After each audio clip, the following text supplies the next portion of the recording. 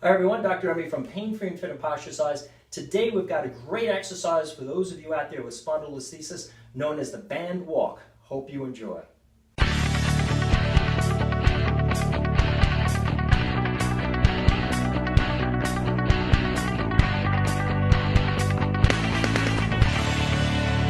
So if you've checked out any of our previous videos on spondylolisthesis, you know that one of the main components that aggravates spondylolisthesis of the low back or lumbar spine is an anterior pelvis or a hyperlordosis, an increased curve or arch in your lower back.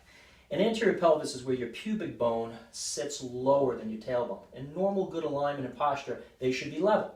But many people with spondylo have that anterior pelvis, which causes an increased arch in the back, compressing the back of the facet joints, compressing the back of the disc, causing more of a tendency to anterior translate that vertebra, which stresses the pain in the soft tissues of the lower back. So what we're going to teach today is an exercise that's based on the concept that many people with spondylo also have tight hip adductor muscles. Those are the muscles that run from the inside of your thigh and attach to your pelvis.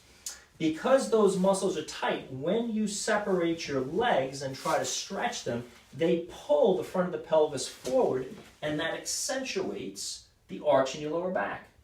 And we have a previous video you could check out on doing posterior pelvic tilting with the legs in a wide position or sumo stance. That's good to stretch those hip adductor muscles, but also this position can be used to challenge your ability to hold the tail under. So this is not a beginner's exercise, but once you've determined how to keep that tail under in a neutral spine, you can then further challenge it with band walks. So you can take a band of any type of caliber. I'm going to take a medium-sized power band, but you could use K-bands that have Velcro around your legs, or just a normal TheraBand. And you're going to make a loop so that it's tight enough so that when you step through, you have some resistance to separating your thighs. And you're going to place that about mid-thigh. It's going to be a little tougher if you put it on low thigh.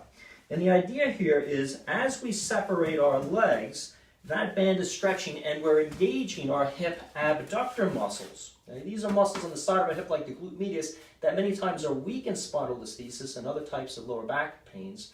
And as these muscles contract to keep the legs separated, which is resisting the band's tendency to compress and bring the legs back together, it's simultaneously causing a reflexive relaxation or inhibition of the tight adductor muscles. So that helps many people with spondylo right there because those muscles are tight and they exert a chronic tension that is pulling the pelvis into that anterior pelvic tilt.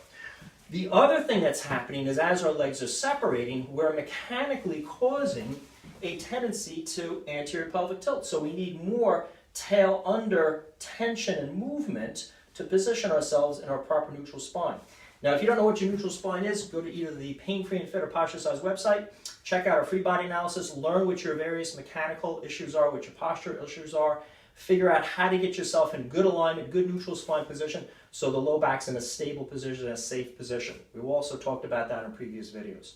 So once you've determined what your neutral spine is, you use your RPI, reverse posture isometric, which is also explained on previous videos, to hold your spine in that position, and you're going to maintain tail under as you now walk with the legs forward and backward.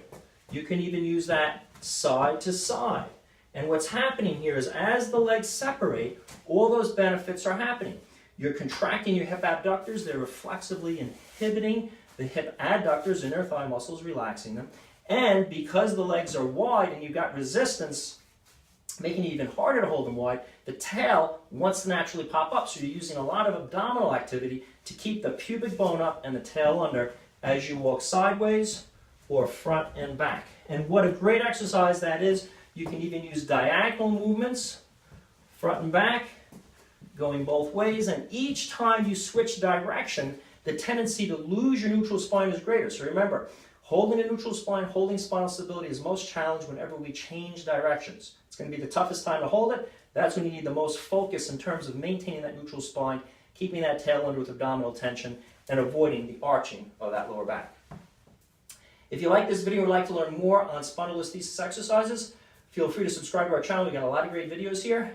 If you'd like to help me share this valuable information and exercises with others, give me a thumbs up below. Questions or comments, write in. I'll do my best to answer them. If you're looking for a tailored exercise program for your spondylolisthesis, taking you through all the steps of determining your body analysis, your exact posture, your muscle stability issues, how to coordinate that, how to improve that, how to put yourself in the correct neutral spine, targeting stretches, conditioning exercises, endurance exercises, stability exercises, how to get back into sports. The program details step by step on the fast track program for spondylolisthesis that we have on the painfreeandfit.com website. Targets the ability to take you as an individual with your individual issues, mechanical issues related to spondylolisthesis, and train them into getting you back into activities, sports, physical lifestyle without aggravating your lower back pain. I hope these band walks help you in your program and in your self-rehabilitative endeavors to reduce the mechanical stresses that aggravate spondylolisthesis and help with your lower back pain.